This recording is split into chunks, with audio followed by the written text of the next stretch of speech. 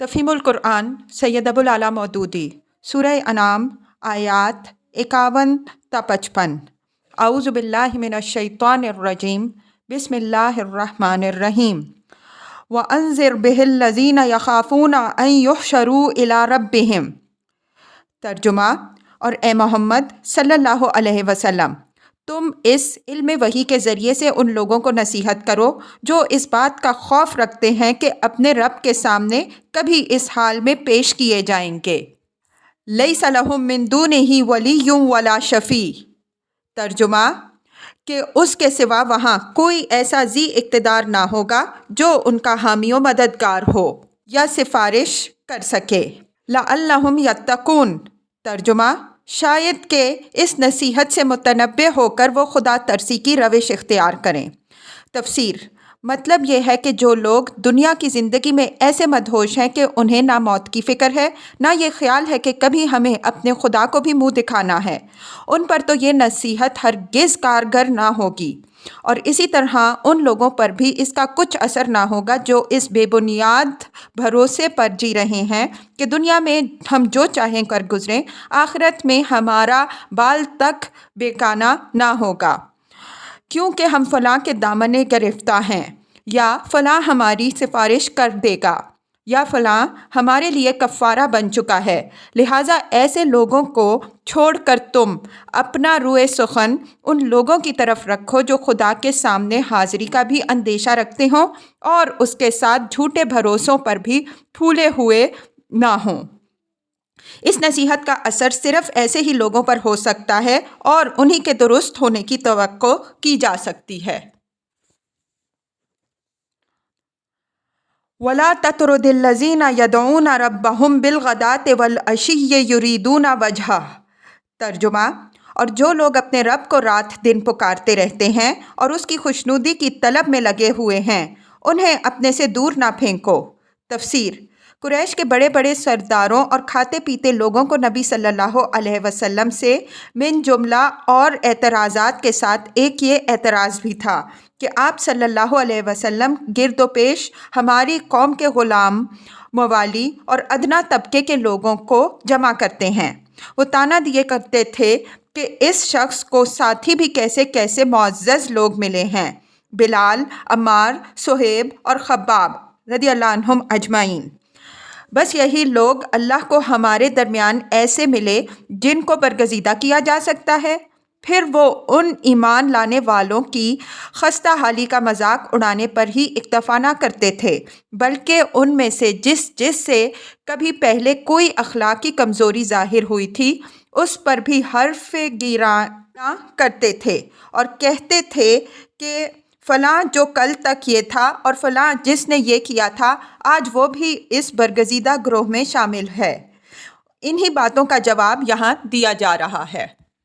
ما علیک من حسابہم من شیء۔ ترجمہ، ان کے حساب میں سے کسی چیز کا بار تم پر نہیں ہے۔ وما من حسابک علیہم من شیء۔ ترجمہ، اور تمہارے حساب میں سے کسی چیز کا بار ان پر نہیں ہے۔ فَتَطْرُدَهُمْ فَتَكُونَ مِنَ الظَّالِمِينَ۔ ترجمہ، اس پر بھی اگر تم انہیں دور پھینکو گے تو ظالموں میں سے شمار ہوگے۔ تفسیر، یعنی ہر شخص اپنے عیب و ثواب کا ذمہ دار آپ ہی ہے۔ ان مسلمانوں ہونے والوں میں سے کسی شخص کی جواب دہی کے لیے تم کھڑے نہ ہوگے، اور نہ تمہاری جواب دہی کے لیے ان میں سے کوئی شخص کھڑا ہوگا۔ تمہارے حصے کی کوئی نیکی یہ تم سے چھین نہیں سکتے اور اپنے حصے کی کوئی بدی تم ان پر ڈال نہیں سکتے۔ پھر جب یہ محض طالب حق بن کر تمہارے پاس آتے ہیں تو آخر کیوں تم انہیں اپنے سے دور پھینکو؟ وَكَذَلِكَ فَتَنَّا بَعْضَهُم بِبَعْضٍ۔ ترجمہ، دراصل ہم نے اس طرح ان لوگوں میں سے بعض کو بعض کے ذریعے سے آزمائش میں ڈالا۔ تفسیر، یعنی غریبوں اور مفلسوں اور ایسے لوگوں کو جو سوسائٹی میں ادنا حیثیت رکھتے ہیں، سب سے پہلے ایمان کی توفیق دے کر ہم نے دولت اور عزت کا گھمنڈ رکھنے والوں کو آزمائش میں ڈال دیا۔ لِيَقُولُوا أَهَٰؤُلَاءِ مَنَّ اللَّهُ عَلَيْهِم مِّن بَيْنِنَا۔ ترجمہ، تاکہ وہ انہیں دیکھ کر کہیں کہ کیا یہ ہیں وہ لوگ جن پر ہمارے درمیان اللہ کا فضل و کرم ہوا ہے؟ الیس اللہ بعالم بالشاکرین۔ ترجمہ: کیا یہ ہیں وہ لوگ جن پر ہمارے درمیان اللہ کا فضل و کرم ہوا ہے؟ وَإِذَا جَاءَكَ الَّذِينَ يُؤْمِنُونَ بِآيَاتِنَا۔ ترجمہ: جب تمہارے پاس وہ لوگ آئیں جو ہماری آیات پر ایمان لاتے ہیں، فَقُلْ سَلَامٌ عَلَيْكُمْ۔ ترجمہ: تو ان سے کہو تم پر سلامتی ہے۔ كَتَبَ رَبُّكُمْ عَلَى نَفْسِهِ الرَّحْمَةَ۔ ترجمہ: تمہارے رب نے رحم و کرم کا شیوا اپنے اوپر لازم کر لیا ہے۔ أَنَّهُ مَنْ عَمِلَ مِنْكُمْ سُوءًا بِجَهَالَةٍ ثُمَّ تَابَ مِنْ بَعْدِهِ وَأَصْلَحَ۔ ترجمہ: یہ اس کا رحم و کرم ہی ہے کہ اگر تم میں سے کوئی نادانی کے ساتھ کسی برائی کا ارتکاب کر بیٹھا ہو، پھر اس کے بعد توبہ کرے اور اصلاح کر لے۔ فَإِنَّهُ غَفُورٌ رَحِيمٌ۔ ترجمہ: تو وہ اسے معاف کر دیتا ہے اور نرمی سے کام لیتا ہے۔ تفسیر: جو لوگ اس وقت نبی صلی اللہ علیہ وسلم پر ایمان لائے تھے، ان میں بکثرت لوگ ایسے تھے جن سے زمانہ جاہلیت میں بڑے بڑے گناہ ہو چکے تھے۔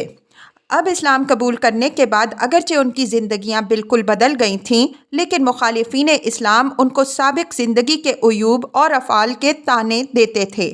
اس پر فرمایا جا رہا ہے کہ اہل ایمان کو تسلی دو، انہیں بتاؤ کہ جو شخص توبہ کر کے اپنی اصلاح کر لیتا ہے، اس کے پچھلے قصوروں پر گرفت کرنے کا طریقہ اللہ کے ہاں نہیں ہے۔ وَكَذَلِكَ نُفَصِّلُ الْآيَاتِ وَلِتَسْتَبِينَ سَبِيلُ الْمُجْرِمِينَ۔ ترجمہ: اور اس طرح ہم اپنی نشانیاں کھول کھول کر پیش کرتے ہیں تاکہ مجرموں کی راہ بالکل نمایاں ہو جائے۔ تفسیر: اس طرح کا اشارہ اس پورے سلسلہ تقریر کی طرف ہے جو چوتھے رکوع کی اس آیت سے شروع ہوا تھا۔ یہ لوگ کہتے ہیں کہ اس پر کوئی نشانی کیوں نہیں اتری؟ مطلب یہ ہے کہ ایسی صاف اور صریح دلیلوں اور نشانیوں کے بعد بھی جو لوگ اپنے کفر و انکار پر اصرار ہی کیے چلے جائیں گے، ان کا مجرم ہونا بالکل غیر مشتبہ طور پر ثابت ہوا جاتا ہے، اور یہ حقیقت بالکل آئینے کی طرح نمایاں ہوئی جاتی ہے کہ دراصل یہ لوگ ضلالت پسندی کی بنا پر یہ راہ چل رہے ہیں، نہ اس بنا پر کہ راہ حق کے دلائل واضح نہیں ہیں، یا یہ کہ کچھ دلیلیں ان کی اس گمراہی کے حق میں بھی موجود ہیں۔